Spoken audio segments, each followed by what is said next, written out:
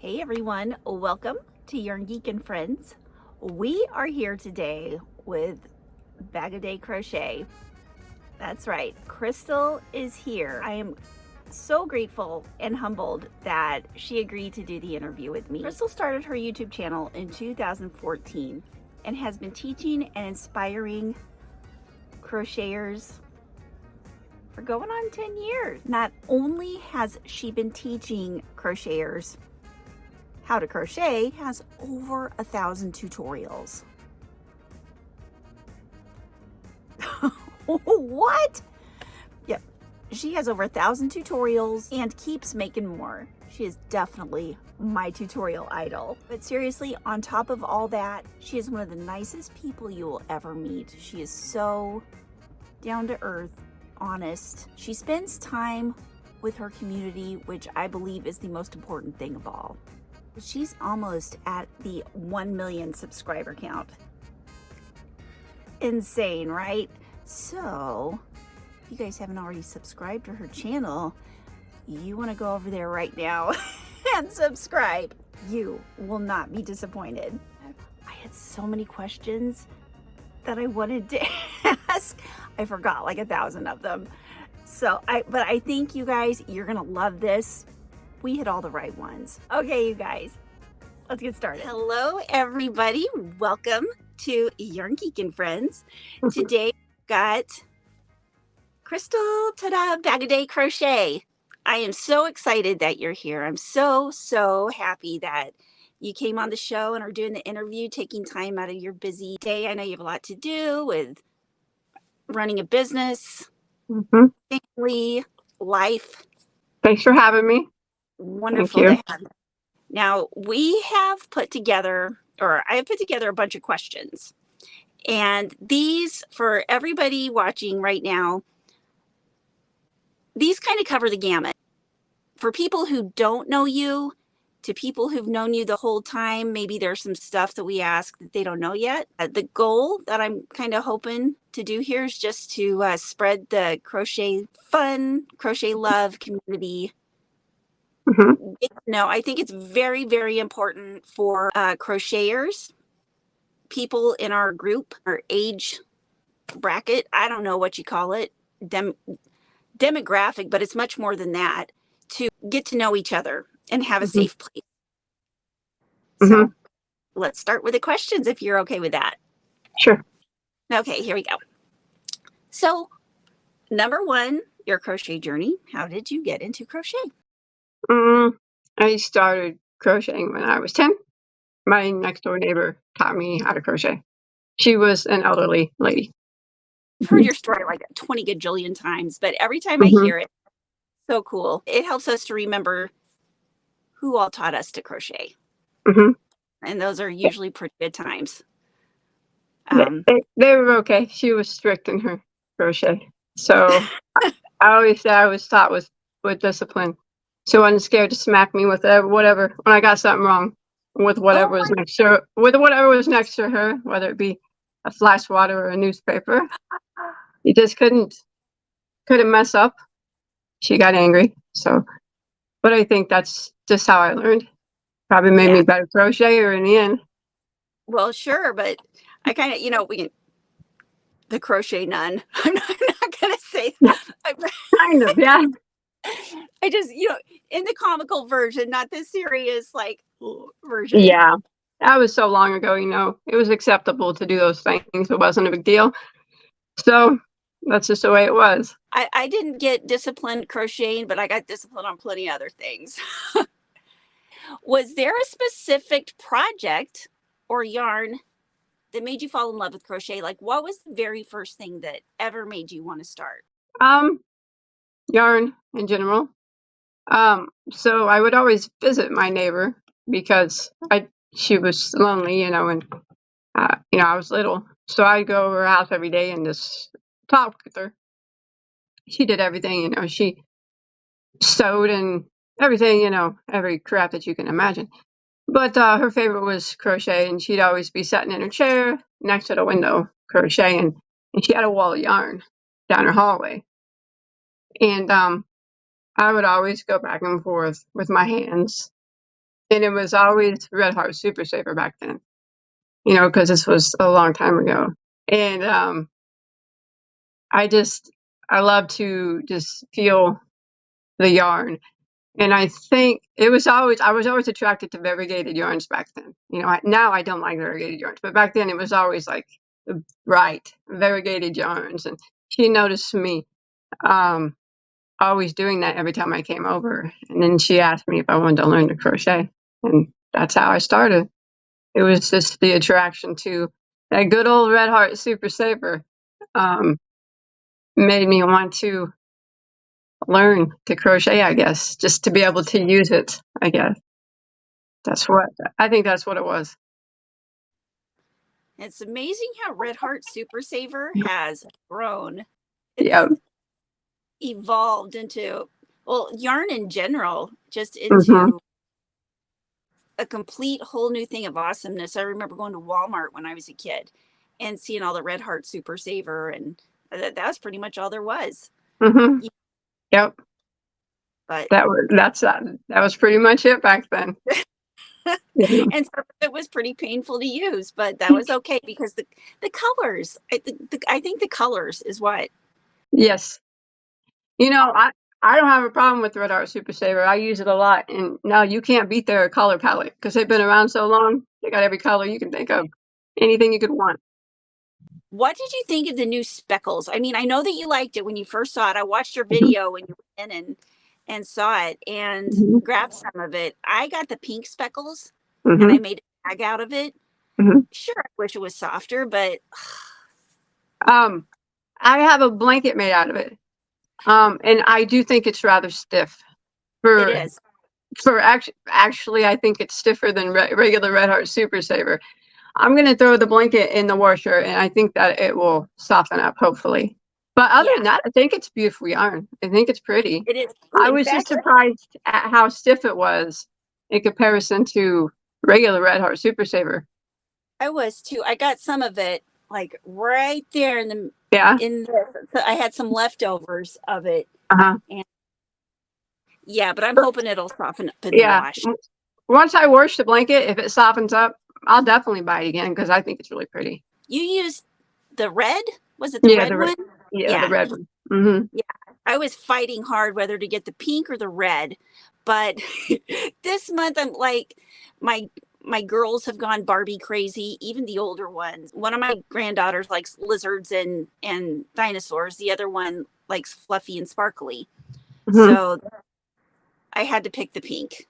Yeah, I understand. It was a hard choice. It was. That red Yeah. one just spoke to me. Right after I watched your video was when I went to my Walmart and got some. I know I'm an enabler sometimes. I don't mean Oh to be, yeah. but No, seriously? You are the reason I have a yarn wall.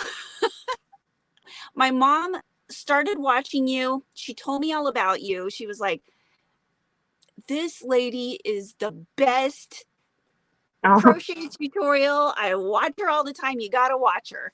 And I wasn't that's even, so.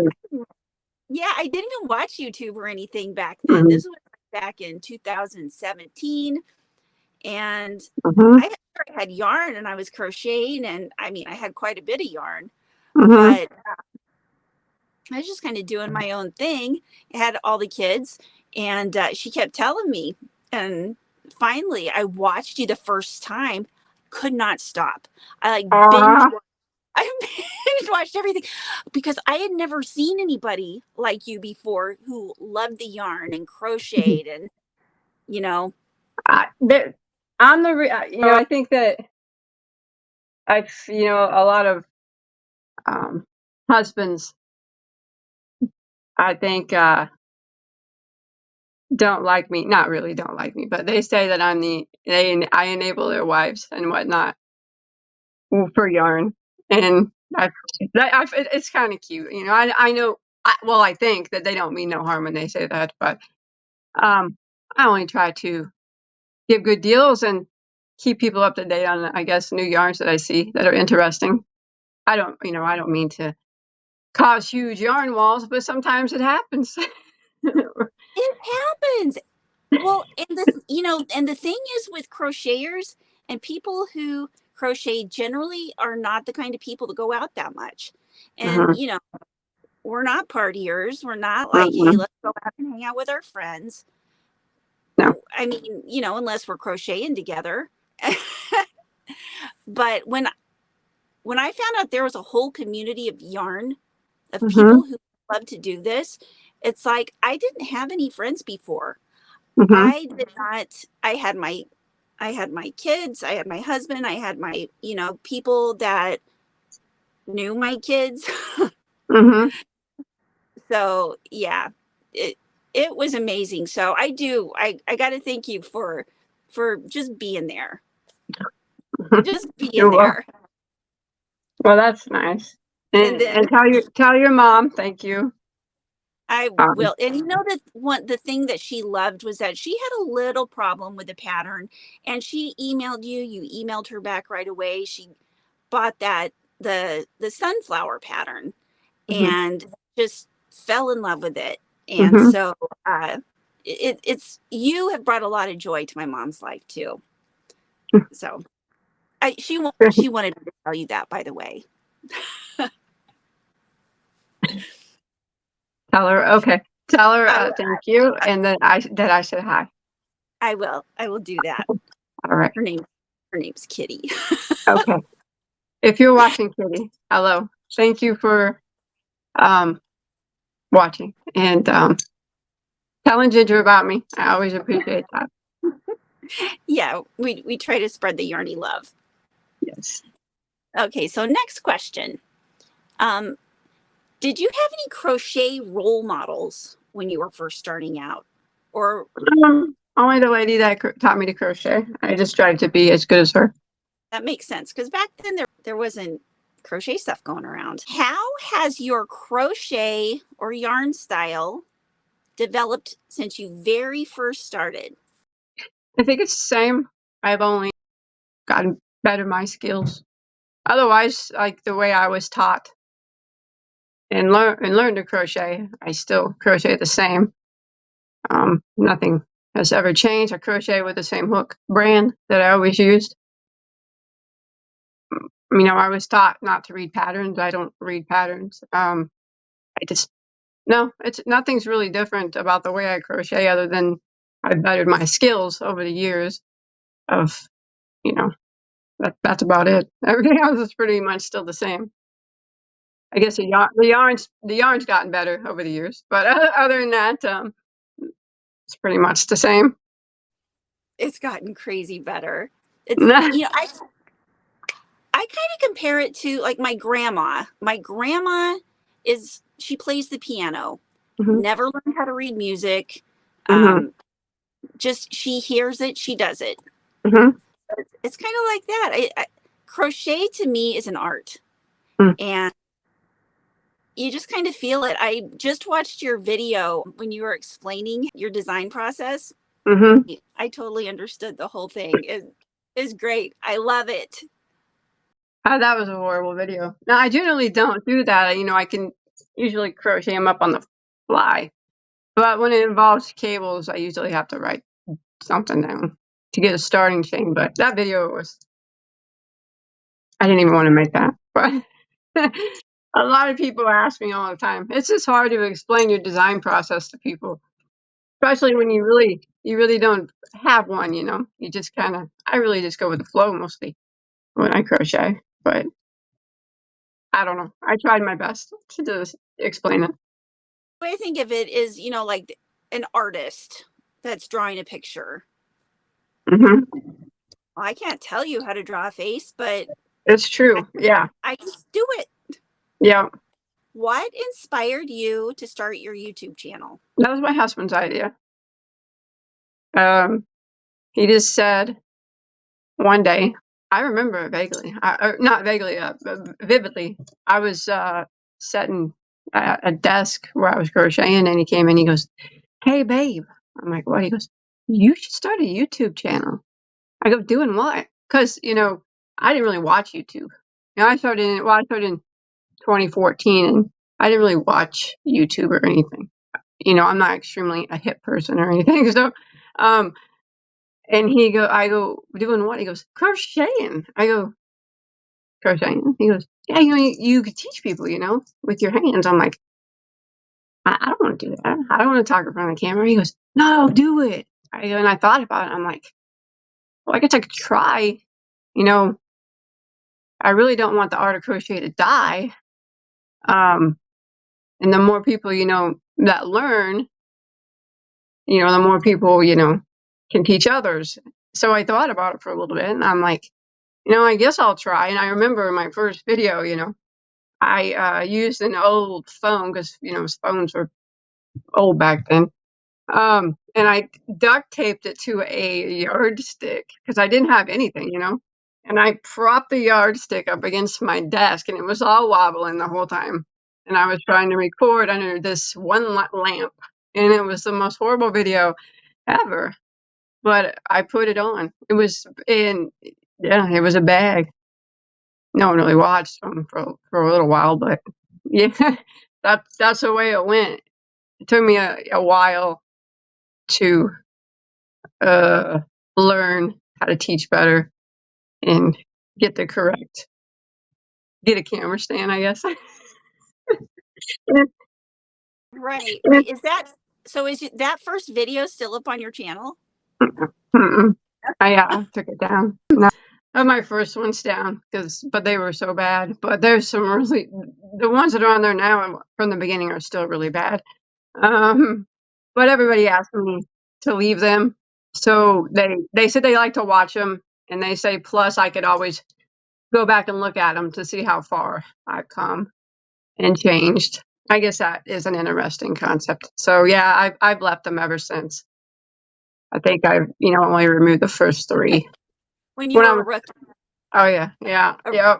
Rookie YouTuber. Gotta start somewhere.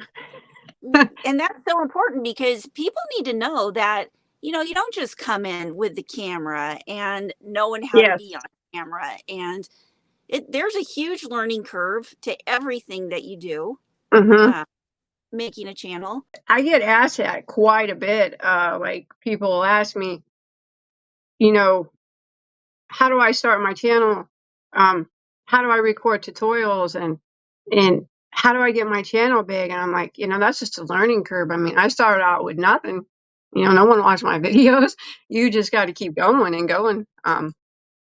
It's not really anything. You don't start out with the best stuff, I guess, unless you can afford it, but then you still have to learn how to do it all. It just takes time to perfect your skills, I guess. And every day for me, I'm still learning. I mean, every tutorial I do, I'm still learning how to teach better.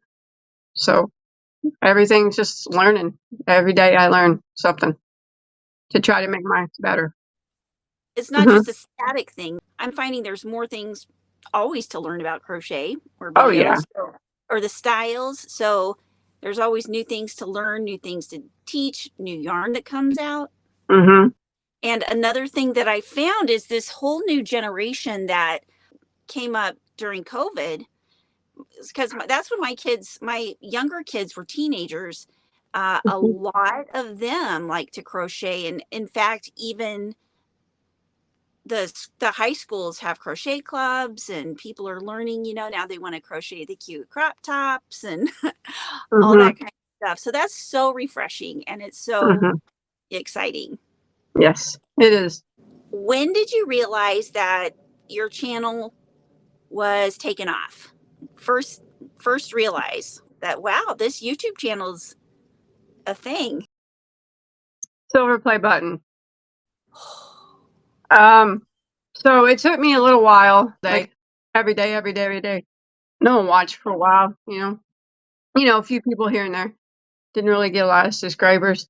But I say after after a while, I think I got my silver play button after about 1.5 years on YouTube, and I realized, hey, people really do like me. So I don't know why. And still to this day, I don't really understand why people watch me, but for some reason they do. And I think it was that moment. Even when I knew YouTube had notified me and said, hey, you're getting your silver play button or whatever. it didn't really dawn on me until it came in the mail and I looked at it and I opened it up. And I'm like, it says BagODay surpassed 100,000 subscribers. And I'm like, wow, 100,000. That's awesome. I think that's when I realized that maybe I can shoot for 1,000,000. Maybe I will be there eventually, but yeah, it did take some time to get there. But it is slower in our genre, I think, to get. It's not a genre that people can expect to grow fast in. I Right. don't think it's just slow moving. I think sometimes. Which I always think slow growth is better. It's kind of like with trees. Mhm. Fast growing trees tend to blow down, they break under the ice. Mhm. Fast growing trees will stand the test of time. Mhm. And I know what people love about your channel is, sure, the tutorials are great and Mhm. everything you put out, but your genuine personality and care for the community and everybody that's watching your channel, that's huge. That's something that you don't see a lot, in today's world. And so it draws the That's right nice. people. Thank you. Yeah. Can you share a challenging moment in your crochet journey and how you overcame it? Yes, they would probably take me back to my childhood. Um, when I was learning to crochet, um, I couldn't, like I had to, the way I learned was probably not normal, but, um, mm, the person that taught me, she knew so much. And I had to learn, I, I mentioned it before, every stitch that she knew. My gosh, does she know a lot of stitches? And I had to know all their multiples. So, and she would like quiz me on them, write them down, like make quizzes up for me, right? Like paper quizzes. The name of the stitch, you got to tell me the multiple, or she do like, you know, show pictures out of book. What's this? Make me look at a stitch and be like, name the stitch, tell me it's multiple. And if I got it wrong, she would get upset, and I get the smack in the hand or whatever. So that made me study more and more and more. And it was hard, because I was just little at the time. And I think that it was challenging for me to memorize all those things because it was, like I said, my gosh, she knew, so, she knew a lot of stitches, and it was it was so hard for me to learn those. I never wanted to disappoint her, and I'm not even to this day. I'm not the type of person that likes to disappoint people. And I didn't ever want to disappoint her. So I would go home and I would study. And I would study. And I would study.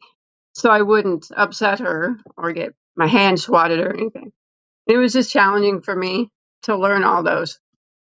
And she wouldn't let me do anything else until I learned all those. But I did.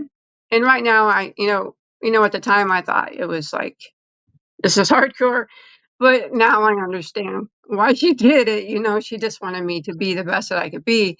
And I'm glad that she did it because I have a vast library of stitches, and it's easier for me to come up with patterns off the top of my head because of the multiples of the stitches that I know I can just put them together so easily. But that was, it was just hard for me to do that at first, but I overcame it by just practicing, by doing it. Yeah.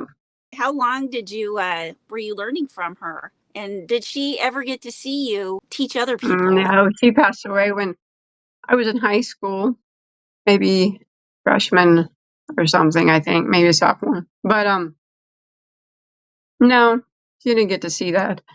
But I still would go over there and crochet with her and everything. After I learned everything that she wanted me to learn, we would crochet things together. But yeah, she passed away when before internet was a thing. So Yeah.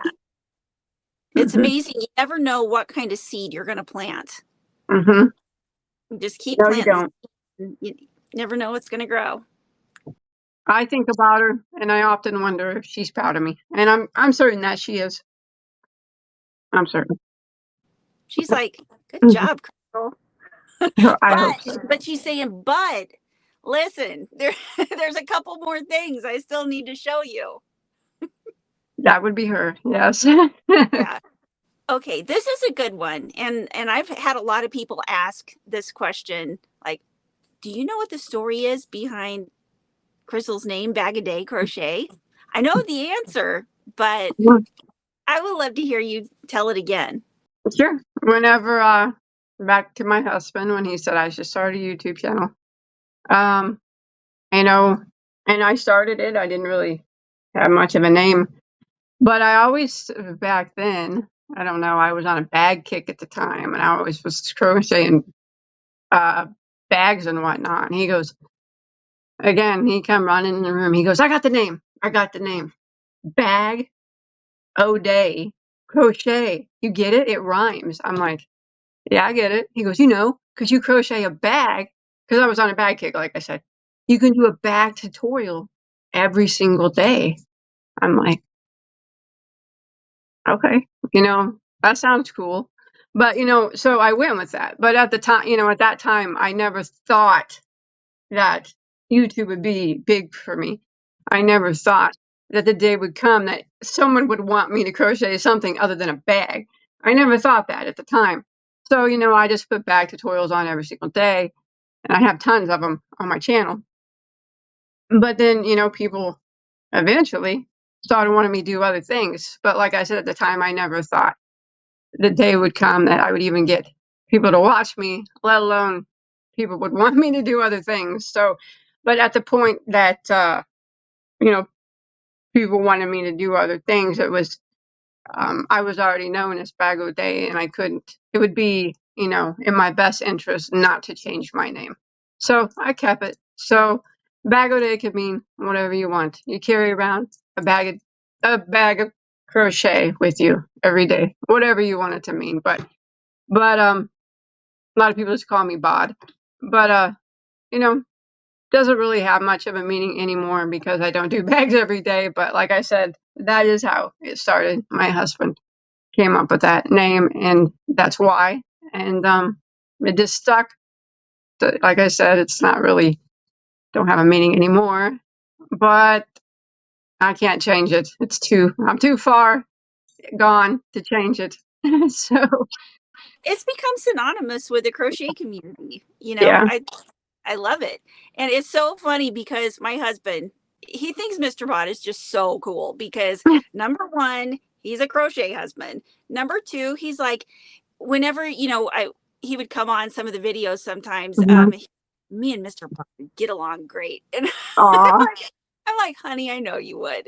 He had no idea that Mr. Bod was because of Mr. BagODay. He was just like, I'm a Mr. Bod. A lot of people don't know that Mr. Bod stands for Mr. BagODay.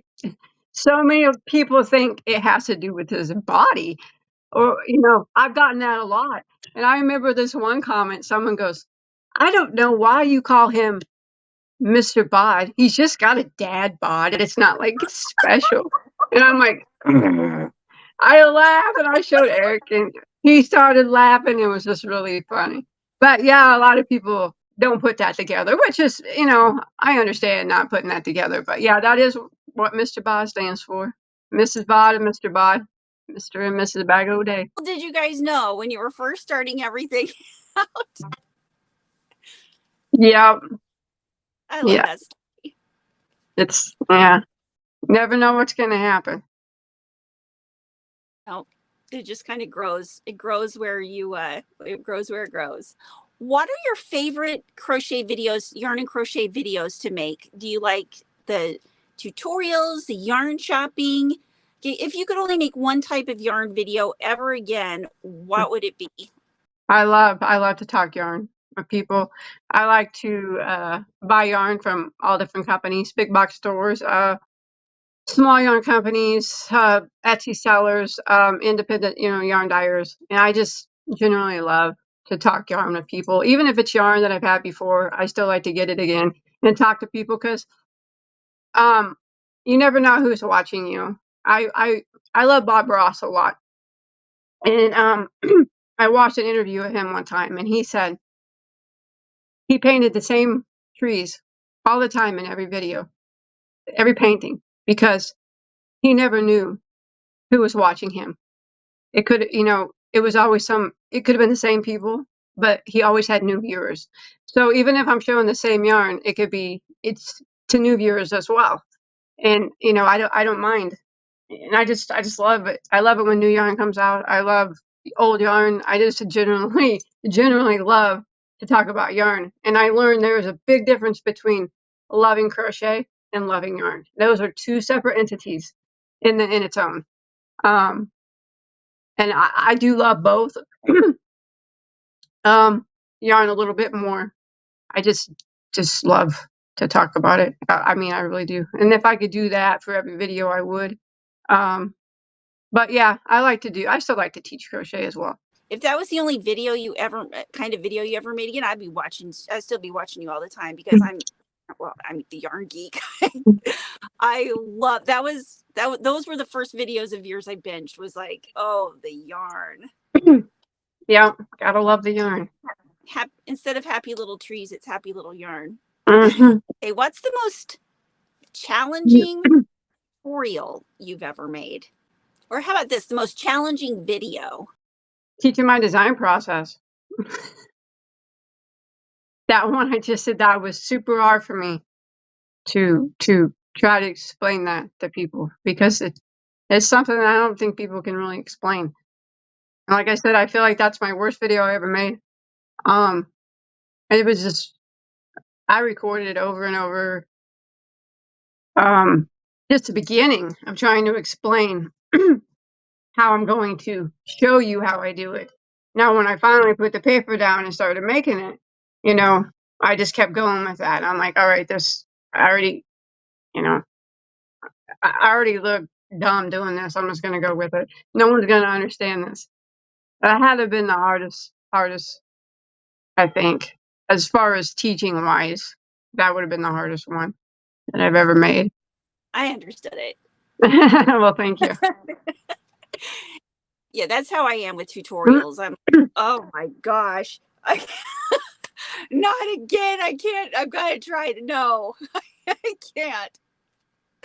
So yeah, I'm glad you make the tutorials, so we don't have to. Mm-hmm. How do you keep up with the new crochet trends? Like, are you on the lookout for new crochet trends? Oh no, I don't follow trends. I'm not a trend follower. I'm extremely old school, so like you wouldn't be doing anything like this. No, I definitely have never followed trends, even my whole life. I'm not a trend follower. And that goes with my crochet too. I just do it the way I do it. And I don't really care about trends, I don't.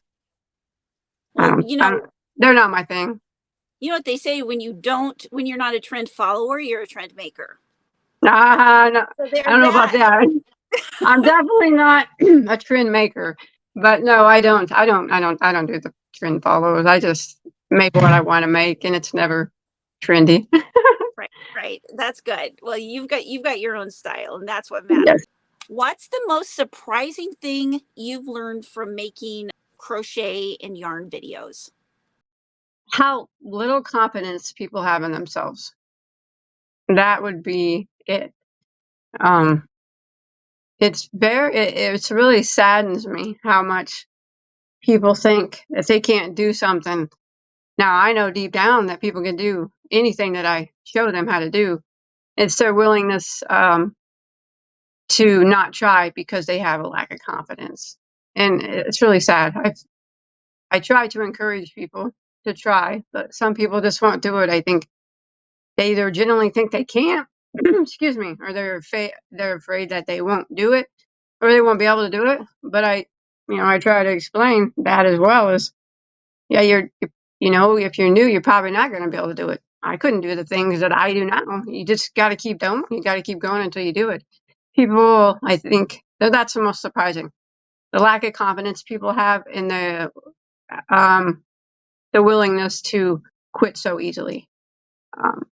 It's just sad to see that. So I try to be more encouraging in my videos nowadays, so people don't feel like they have to, that they can do it, regardless of how many times it takes. It's not it's not a like a speed test of how fast you can get it. If it takes you 100 tries, it takes you 100 tries. But when you get it, you're going to feel good about yourself, and then that's going to boost your confidence to do something more challenging.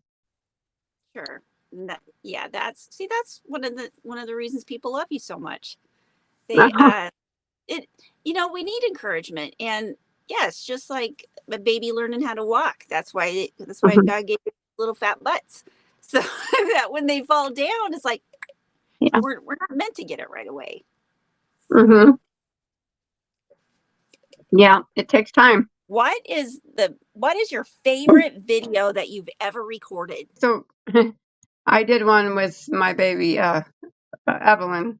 Well, she's not a baby anymore. I guess she's 7, but I did one with her a couple years ago.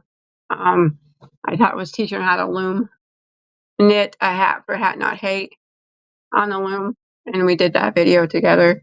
I think that one is my favorite.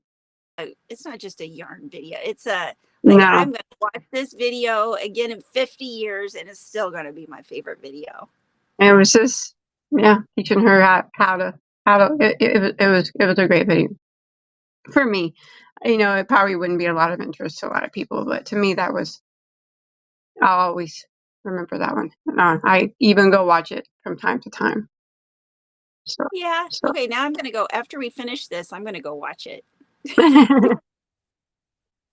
I don't think I've seen that one, but I need to see it. And and by the way, they're not just they're always our babies. It doesn't matter how old they are. They're always our babies. Do you have any special tools or anything that helps you record the videos? Very old school. I record with my phone, and I use the oldest version of Windows Movie Maker. They don't even make it anymore. I've used the same thing since I started in 2014. I've never changed. Like I said, I'm not big on change. So if it still works for me, I'll still use it. So nothing special, Yeah.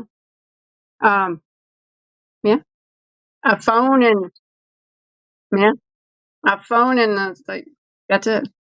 A movie maker that's so old it crashes all the time, but heck, I still use it. Yeah, like I said, my daughter's always making fun of me. She's like, I don't know, I use this stupid Windows Movie Maker. They don't even make this anymore. It's so lame. I'm like, it works for me. It does what it's supposed to do for the videos that I make. And she's like, but your videos could be so much better. I'm like, Livy, I teach crochet. It's just my hand.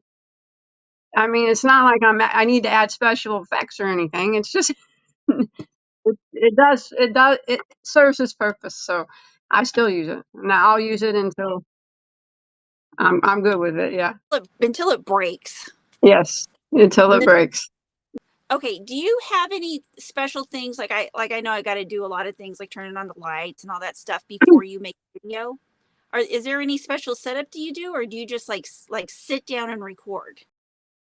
No, the only thing I think that I do every single time before I record is I record here or in where I do my tutorials. It's still in this room.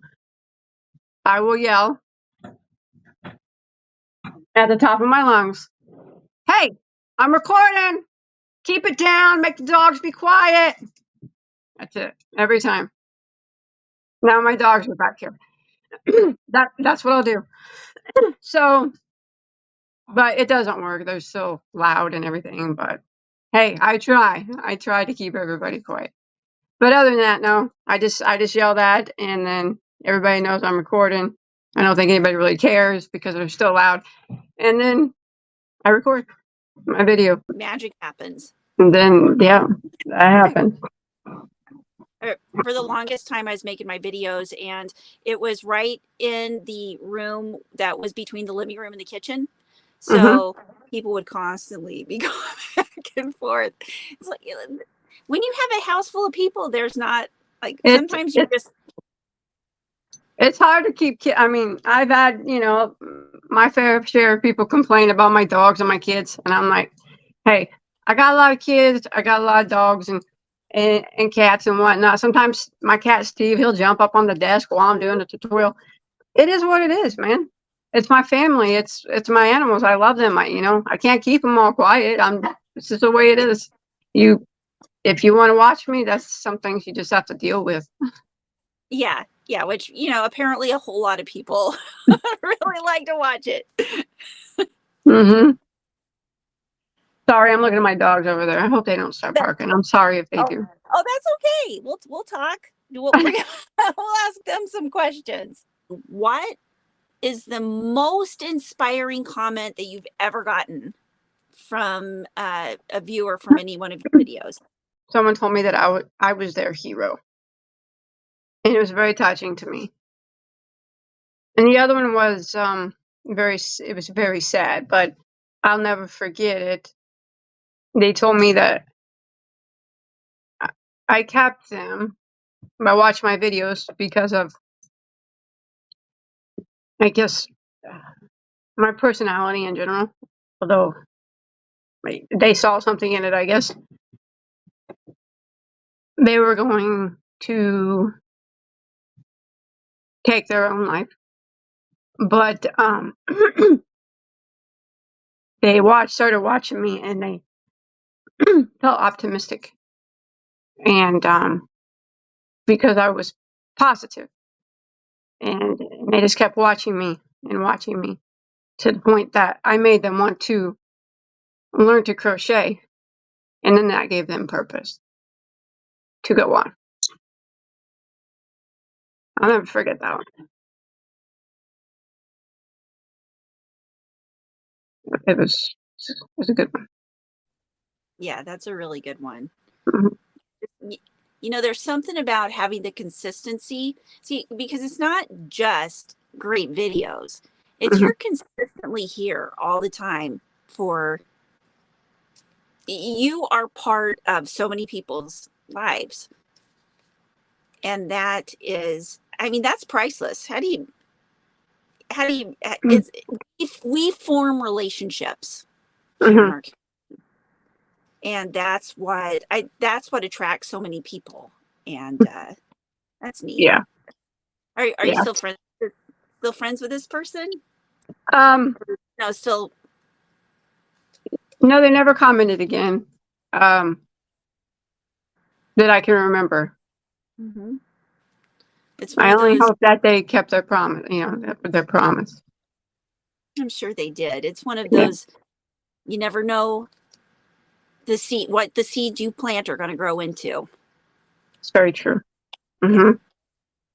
How do you keep your content, your videos, fun? Like fun and engaging? That I don't know. I honestly think I'm a pretty boring person. And like I say, to this day, I do not have no idea why people watch me. I only get on camera and I just be who I am. I don't put on an act. I just when I just show yarn and I like it a lot. I talk about it. Sometimes it'll make me want to sing in my video.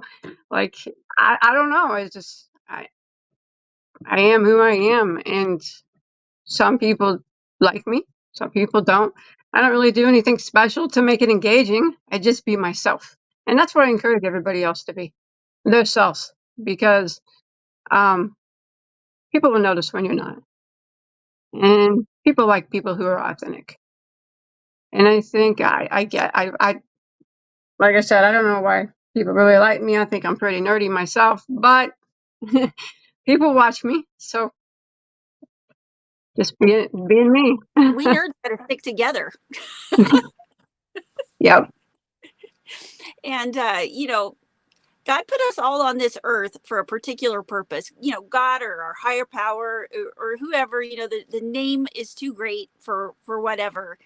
But we are all here for a special individual purpose. And to Hmm. try to be like somebody else or something is, yeah, you got to be natural. Yeah. Yeah. Not, you don't want to try to be like anybody else. No. Some people do that. You notice that, Yeah. you just kind of got to just do your own thing and just be natural, I guess. I don't know. I don't know why people, like I said, I don't know why people watch me, but Well, I don't really try to do anything special to keep it, excuse me, engaging. I just get on camera and do me. And like I said, I got an extremely infatuation with yarn. So I think that comes through in my videos. And I guess people like some people, a little strange, I guess, but whatever. yeah. Well, I heard somewhere that, a lot of people say um, it's not the quantity of time, it's the quality of time you spend with somebody. And then I heard somebody else say, no, that's baloney. Quantity of time, is super important. It's just the Mhm, showing up every day. mhm, It's the showing up, being there, being that familiar face, being somebody that even though we've never met each other, that mhm. you can depend on. Okay, so maybe they're not they're not there for maybe a week even. Watch the videos and that person is there. That's special. I would agree with you on that because, a lot of people will say it's your videos quality over quantity. But I think in the genre that we're in, um, you need to be there for people because some people really look for you or whoever they like, their particular person, and they'll look for you every day. I have people tell me that they will put my videos on to go to sleep too. I had someone tell me that they were in a coma and their husband put their laptop up and they played my video. He played my videos because he knew that she loved me so much, and she woke up to my voice. Now, that was another touching comment as well. Um, and I think it's very important to not let people down. Even if I don't really have much to talk about, I still try to make a video every day. Some days I can't, and I know if I don't make a video after a couple days, people do worry about me, which is it's very nice. I'll start getting emails and asking if I'm okay and everything. Um, and that's nice that people are, concerned and stuff. Thing Yeah. about it, you can hop on and you don't even have to prepare like this super extravagant video. You can just hop on Hmm. a live and say, "Hey, I'm here. How you guys doing?" That's true. That's yeah. I've been trying to do more lives to try to engage with my friends here on YouTube, and then sometimes I'll just like if I don't have a tutorial and I don't have a box of yarn to talk about, I'll just go find some yarn and just so I can just be there and the people that like to listen to me can we can talk about yarn even if we've already talked about it. They don't care. They just want someone. They just like to talk. Not that they can't talk to me, but they like to watch and just listen. And I'm glad that I can be there for people the ones that like me, anyways, and that want to watch me. And there's always exciting yarn stuff to talk about. I agree. I agree. There is. Always. What is the most unexpected benefit you've gotten from having this huge community? People that care about me. Just like you mentioned in the beginning, I don't have friends in real life. Only my family. And when I started YouTube, I never, it was different back then. You didn't do YouTube for friends. I did it to teach people things. But when I got bigger, I realized, and then there were other channels started to emerge, and I realized there was like a community forming. And although I was a bigger channel, I know some bigger channels don't involve themselves with the community, but I'm not that type of person. I don't consider myself. I don't keep. How do I explain this? I want to get 1 million subs, but for me, I'm more of a. I have a mindset of the mindset of a communal person. I like having the feel of the community, and I try to be a part of it. And I didn't expect to people to care about me. I didn't expect to have friends on YouTube. That was none of my intentions in the beginning, and it happened. And it's very nice. It's very nice to have people to talk to that share your same interests and things like that. Um, that was very unexpected. And like I said, I'm very much into the yarn community that we have. I try to keep up to date as best as possible, but there are a lot of yarn channels. I can't watch them all, but yeah, I try to be as supportive as possible and be there for people.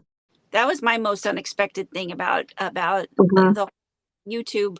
I mean, before I found out about YouTube, before I got on YouTube, I was just like, oh, that's a kids thing that kids watch. Hmm. And, kind of, it's weird because I'm part of Instagram and YouTube. And when I started out on Instagram, and like that's a whole different community. It's it's a younger community. It's more millennials, that age group. Hmm. But what I'm finding is that, um, you know, it's all aesthetically pleasing. Let's do the business. Let's do this. All that kind of stuff. But anybody who's a crochet person Hmm. really wants this. They love Yeah, this. yeah. So that's what I'm gonna have to agree with you on that. Yes. Yeah, so that's what I'm kind of trying to um kind of do with a lot of these of talking to Hmm. different people in Instagram. And Hmm. here is kind of, get the two communities kind of mixing up. Hmm. I think that's Yeah, fun. I think the younger group that can learn from a little bit older group. And and we can also learn a lot from the younger group I too. agree. I agree. We can. What's Oops, here, let me, I gotta click the Granny D notification. It just came on over my, Granny D. Gotta over love my head. Granny. I love Granny D. I know. Me too. She's such a sweet lady. She is. I know. She really, really is. With your YouTube stuff and your business, what's the biggest business challenge that you face? Like, is it Etsy, or making the videos, or things like that, things that is not necessarily directly do with crochet and yarn, but is like I can't do Etsy. That's Hmm. been my challenge. So I'm like, you know what, I'm going to focus on some of my strong points. Uh, kind of dumb, I guess. Taxes. I used to do my own taxes. Then I realized that I had to get a CPA because doing your own taxes when you have a YouTube channel and an Etsy business like me is hard. Um, so yeah, I accomplished that by getting an accountant. That as far as the business aspect, that's probably the hardest part for me. But yeah, I remedied it with getting an accountant. I don't know if that's really what you wanted to hear, but that's the only thing that I could think of that was really challenging for me. As yeah, that. So that helps a lot. I really need to get one because I'm right in the middle of ignoring all that right now. So I'm like, oh no, I can't do it anymore. How do you balance your time? This is my biggest question that I've always, I struggle with. How do you balance your time between your family, crocheting, your channel, just making everything work? Because sometimes there are just not enough hours in the day. Only three. I only sleep like 3 hours a night. And it's been that way since I was a teenager. So therefore that gives me more time to do a lot more. I think that's why.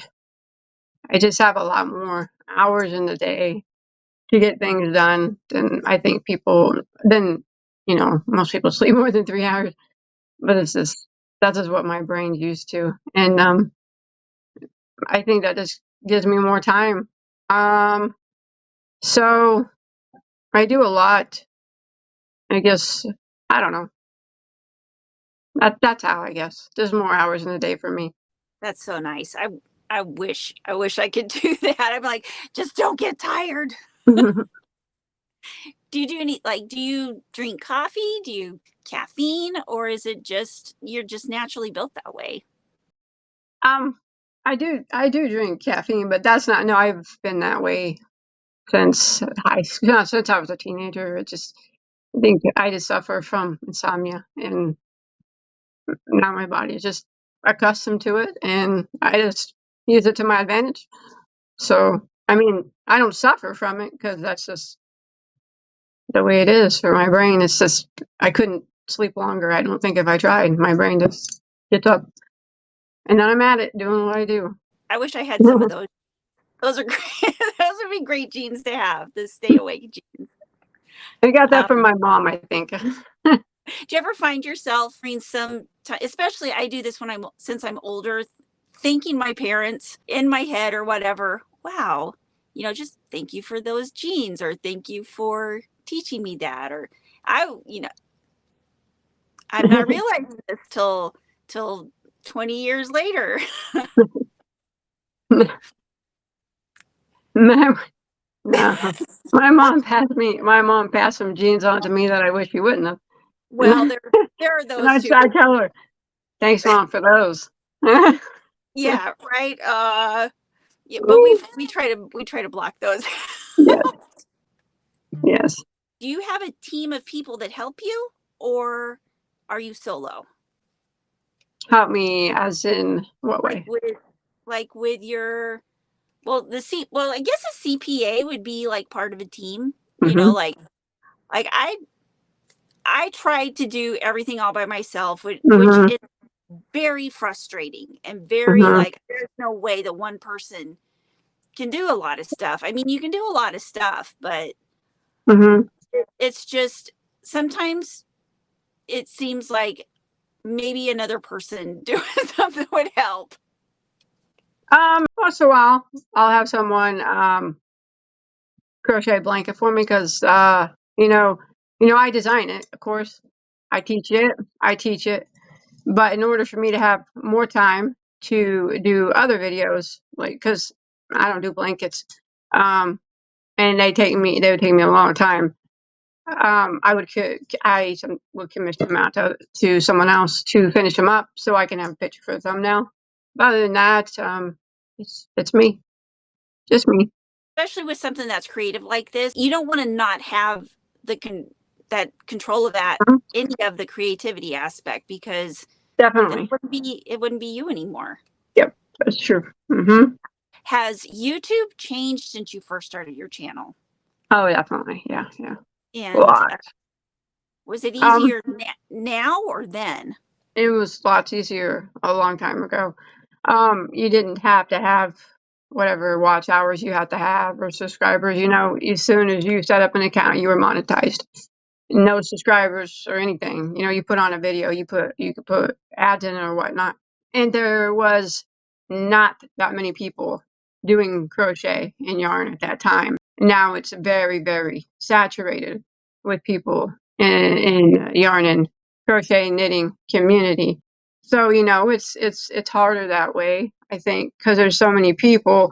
And a lot of people, I think I've mentioned this before, they look at other crochet channels as like a competition. Like, I gotta beat that person. I gotta make better videos than that person. I'm gonna copy that person so I can do what they do. You can't. I always say that's one thing you can't do. You cannot look at your community or other channels as competition, because they are not competition. They are your community, and you treat them as such. Um, so there's, you don't that's the last thing you want to do is compete with anybody. I had actually one time another YouTuber. I didn't know who she was at the time. I actually forgot her name. But she did tutorials, I guess. She messaged me and she said, I never would ever ask my competition for a shout out, but you think you can give me a shout out. And I looked at her channel and she had like 30,000 subscribers. And I thought, no, I'm not. Not to be mean, it's the fact that you consider me competition. I'm not your competition. I'm not. You're not going to grow your channel if you look at everybody as a competition. So that's not going to work out. Your channel's not going to grow even if I shout you out because you're trying to compete with everybody else that's in your genre. There's no competing. It's just getting along with everybody. And that's what it is. So, like I said, I think it's changed in the aspect of the monetization thing and that there's a lot more people. So it's, the views are spread out over lots of different channels, which is cool because everybody resonates with people different. Some people don't like me and they'll like another person. Some people don't like that person, but they'll like me, which is fine because everybody has a different personality and people, watch people for their own different personalities. And that's cool. That's what makes it interesting. So I like it like that. Yeah. And also, what I'm finding is the more the crochet community grows, the pool of crochet people grows. It's it's kind of like, okay, so maybe I don't want to maybe I don't want to go hang out at Crystal's house today. Maybe I want to go hang out with Ginger, or maybe I want to go, Hmm. and then after that, maybe I want to go hang out with Crystal later. But Hmm. it's like that. It's not an if. It's not oh, well, I sign allegiance to one, crochet Yeah. channel. Exactly. Everybody, there's just so many people. And that's what I like about it because each person can pick, like I said, who resonates with them. And if it's multiple people, yeah, like you said, go watch that person for a day and then go watch someone else for a day. Or, um, you know, it's just the way it is. It's cool that way. I think it's better that way to have multiple people that you can watch with different personalities. Everybody has, different personalities, different ways they do things. And I like it, it's changed a lot, but I think that it's changed for the better. Other than that monetization thing, you know, uh, I really don't know why they, I wish that the smaller channels didn't have to have that. Is it 4,000 watch hours? I think it's 1,000 subscribers, 4,000 watch Yeah. hours. I wish that it wasn't like that, but because I know a lot of people give up they want that so bad, and it takes longer now to build a channel than it did when I was first started, because like I said, there wasn't an abundance of people doing it. Now there's lots of people doing the same thing, so it just takes more time, and I think people just kind of give up after a while, but you can't. It took me a while too. You just got to keep going. You're passionate about it. When you're Hmm. passionate about something, you're not going to give up. It's And true. that's the thing. You're just going to keep doing it. You're going to keep Hmm. doing it. When you do something you love, you don't care. You just keep doing it. Hmm. It's kind of like being a parent or having kids. It's like you're not going to stop doing that just Hmm. because, you love it and you just keep doing it. It didn't happen overnight for me, even back then when it was easier. Um, yeah, just time. Here's something fun. What is the funniest yarn story you have ever heard? I can't think of any off the top of my head. Really? Do you have one? Um, Not that I can think of off the top of my head. I just thought that would Me be a good neither. question. But then now that I think about it, it's like, oh, I No, guess the I can't think funniest, of any. okay, here's the funniest thing. I would make that blanket, but I just don't have enough yarn for that project. Oh, really? How many you have? Hmm. How many rooms full of yarn? Me in general? Are Yeah. you asking me Oh, no, no, no, how no. much yarn I I was have? just Oh, I'm sorry. no, I know that you've cut way down on your yarn, which I was like so sad when that happened. I was like, no, I want to see all your yarn there all the time. But that's okay. Everybody, Mhm. you got to I do what you got to do. I did enjoy my yarn wall. It brought me because like all four walls were covered in yarn from floor to ceiling, and it made me very happy, you know. And I could always go in there when I was lost my crochet, and it always brought it back. But unfortunately, it came a time that I had to get rid of it. People wouldn't leave me alone about it.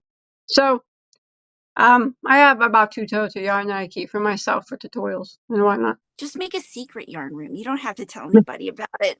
It's just 'cause it's your own Some special place. some people say that, but I just kind of, it was so hard because I always say I'm a collector, and I collect lots and lots of things. It's hard for me to get rid of things that I collect, and it was super super hard for me to get rid of my yarn because I collected it. I had every carry-on cake, every color of them that was made, every mandala, every variety, every color ever made, and that was very mm, hurtful on my psyche, I guess. But after it was done with, I said, I don't want to have to go through that again.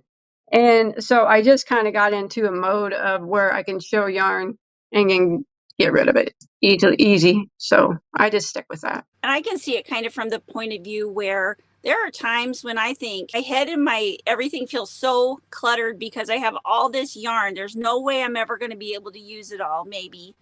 Hmm. And ooh, what if I had that space in that corner for some plants and maybe a pretty picture?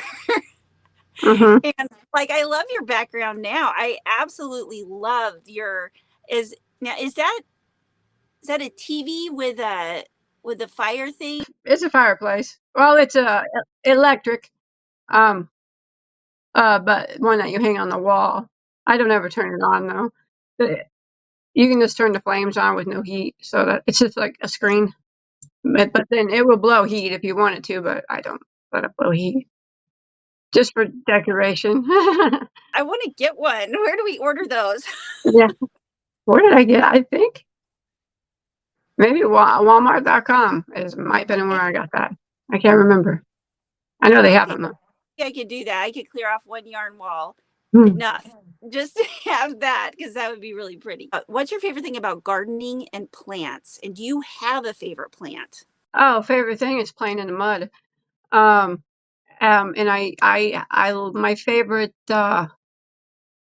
plant is tree, any type of tree. I love trees. My favorite. Um, favorite flower is a white rose. That's it. Yeah, I'm playing in the dirt and mud. That's absolutely my favorite thing ever. Were you a tree climber when you were a I kid? was I was when I was little. Yes, tree houses and climb trees, and I've always liked that type of thing. And I guess the satisfaction of um watching things grow. I like to watch what I've done grow. I always say I have two green thumbs, so um yeah, it's fun for me. I like gardening more than I like crochet, if you can believe that. More than yarn as well. Plants are peaceful. They're peaceful. And I like to go out and take care of them, like my flowers and stuff. I can sit there with them for a long time and just clip every single leaf off that barely looks bad to where it's perfection. And I love doing it. It's just, I don't know why it comes to my mind. My mind is always racing 100 miles an hour. So many thoughts in my head. But plants help with that, I think. Little backstory. Like I told you, I worked at Lowe's and Home Depot in the Mm. in the garden department. I had over 250 house plants at one time. No. I I've had some of my plants, none of them over 30 years, but I like to propagate them. I like to make the Mhm. babies. I give them out. It's kind Mhm. of like Did you ever read the book Rainbow Fish to your kids? Mm-mm, mm-mm. It's a story about this beautiful, beautiful fish, and it's a kid's book that has all these beautiful, shimmery scales all over its body. Mm-hmm. And it swims around, and everybody's kind of like, he's sad because not everybody will be his friends or whatever. And he doesn't know why, but he's always saying how beautiful his scales are. But then one day he starts giving away the scales, and everybody, you know, starts putting them in with their scales. And they're like, you know, basically it's like sharing, giving of yourself. So Mm-hmm. that's one of my favorite books of my kids, and that's what I always do with my plants or things that I make with crochet. Is like here's a little gift of life. Yeah. Here's everywhere I've gone, everywhere I've lived or moved, I've always planted trees. Mm. Me too. And even rental properties, Yeah. and sometimes I'll go past and they'll be cut down. I've I've actually sat there and cried when I you cut down my tree. I mean, when I still have my old house, but and I had planted trees there. Me and my husband had been together for 23 years, and because we met right out of high school, and we lived there because it was my grandpa and grandpa's old house after they passed, and they didn't have anything in their yard but a couple trees. Oh, actually, three pine trees my grandpa would plant after Christmas. He would plant the trees, pine trees. So we had three of them out there that were from old Christmases or whatever. Of course, they're full grown now, but the yard was blank, and I'm like, I gotta dolly this up. So now the trees there are full grown. And whenever we came here, I was super sad because I had such full grown trees there, beautiful. And then I came here, and the first thing I noticed when I came to look at the property was they didn't have hardly anything here. They have a few trees here and there, but there's 7 acres of nothing, nothing, right? So it's all filled with trees now. I went to the nursery, and I'm like, I gotta change this. So yeah, I planted a lot of the trees that I had at my other house here because they were some of my favorites, and then some new ones. I can't. I know that I won't live long enough to see them, some of them full grown, but I got them planted, and I'll get to see them bloom over the years. Hopefully, God willing, I'll get to see them. Without a doubt, people live really long now, you know. Like we got a good 50, 60, 70 years left. You'll see those trees grow, and I you'll hope, find more. I hope so, but that's all I could ask for. Okay, if you could have a magical yarn, like a magic yarn, appear in your hands right now, what would its superpower be? That I could just think of what I wanted and it would magically become it in an instant,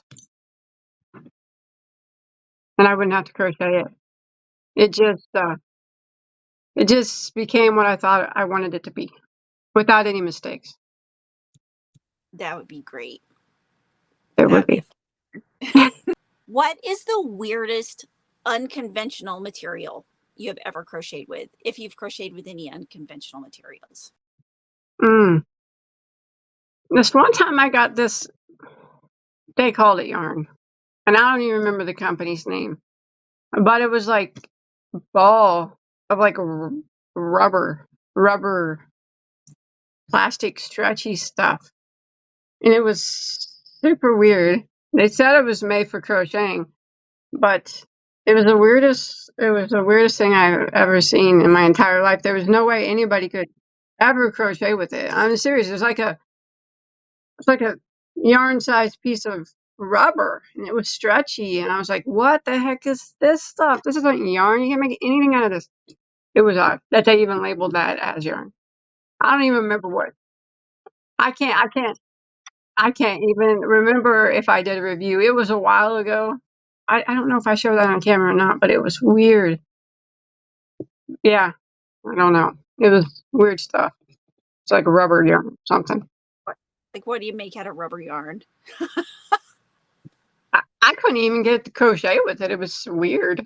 It was just weird in general. So I'm assuming you got rid of it. I did, yes. I did. That's a good call. Since we were talking about plants, I had to show you the shirt that I'm wearing. Bloom where you're planted. It's pretty. Usually I'm wearing some kind of yarn shirt, but Mm-hmm. I don't know that just I wore this and we were talking about plants and I thought, wow, I just Mm-hmm. noticed it. Yeah, I like it. Okay, thank you. Now for a quick fire round. This is Okay. just we're done with the serious questions, and this is just quick one word answers. Okay. Just one word. I answer them with one word, right? Yeah, morning or night crochet. Night. Hooks, bamboo, plastic, or metal. Metal. Solid or variegated yarn. Solid. Granny squares, yay or nay. Yay. Blocking, yay or nay. No. One word to describe your crochet style. Yeah, Old just school. anything. Okay, that's a good one. Old school. What's your crochet pet peeve? Mine is ends. Weaving in ends. Yeah. Yeah. Sewing grannies. How about that? I like to make them, but I don't like to sew them. Sew them granny squares.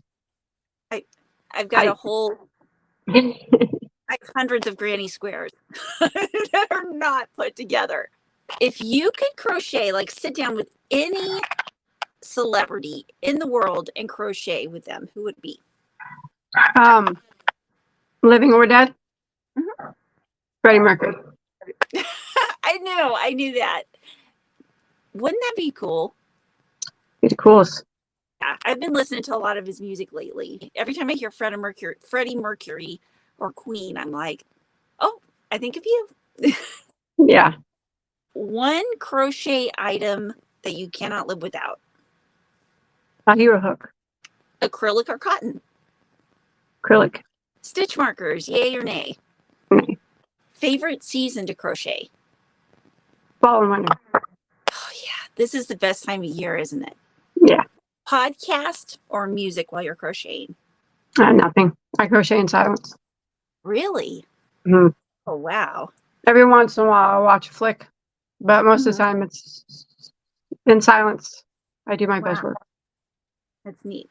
Well, and there's also all the people and yeah. your family in the background. Mm-hmm. That gives something to listen to. Amigurumi, cute or complicated? It's cute. Mm-hmm. You don't do a whole lot of amigurumi, do you? No, I like it. I can do it. I don't teach it. I've never quite gotten. I made a really ugly dinosaur one time, and I was like, maybe I'll focus on this at some other point in life. Tassels or pom-poms? Tassels. Do you have a crochet comfort zone stitch? Just that you sit down and just like, I'm just going to sit here and mindlessly crochet forever. I like all of them. Yeah. All of them. They're all comforting. What I've realized is that some of them have different comfort feels than others. I'll tell you what, honestly, I do love all stitches. And when I sit down to mindlessly crochet, it's very easy for me to incorporate any stitch that I want. But there's one stitch that I am not a huge fan of, although it's a very common stitch, is the half double crochet. Half double crochet? Mm-hmm. Probably my least favorite. I don't know why. It's just something about it that's odd about the top of it. Yeah. It gives me the creeps. But I do still use it often. But every time I use it, I'm like, gosh, I don't really like you. I don't know what it is. Creepy crochet stitch with an extra bump. If you could crochet anywhere in the world, where would it be? Right here at home. Best place ever. Yep. Do you Tunisian crochet? Yes, but I don't teach it. Mosaic crochet? Yes, but I don't teach it. Interlocking crochet?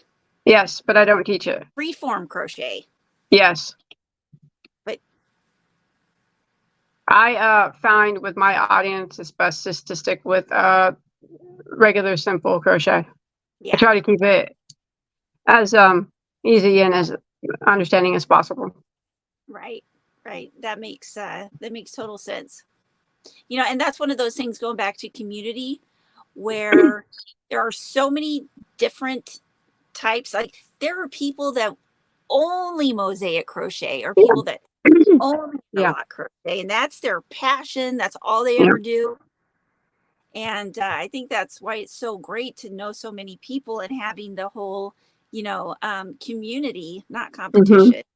Because you can Yeah. say, hey, you want to learn about that? This person over here is really great. Oh You yeah. know, still, do you still climb trees? No, Okay.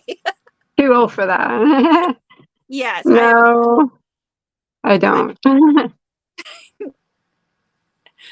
Okay, well, that's it for the interview. Unless there's anything else you want to talk about that we didn't get a chance to talk about. I love to talk about anything. I could probably talk to you for another 5 hours, but we got other stuff to do. I can't think of anything. If you got all the questions that you wanted asked, right? Yeah, I think so. I think so. You know what's going to happen is over the next few days, I'm going to come up with probably 5 times as many, and but that's just pretty much generally how things go. Thank you so much for sitting down with me and doing this. This was really really fun. But thank you everybody so much for watching. This has been so much fun, and you guys all have a wonderful day. Bye. All Bye. right, you guys. Thank you so much for watching. And don't forget that if you have not yet gone over to Crystal's channel, BagODay Crochet, and subscribed, please do so. You will not be disappointed. You'll be happy forever. I'm going to say you're welcome ahead of time for introducing you because she is amazing. Also, let's help her get to that million subscriber mark. That is incredibly exciting. And for everybody who already knows Crystal, thank you so much for coming and being here, and maybe you learned some new stuff. I don't know. I hope so. What I really hope is that we just keep getting bigger, getting stronger, growing our community, and sharing all of the Yarny love. You guys have an awesome day. Love you.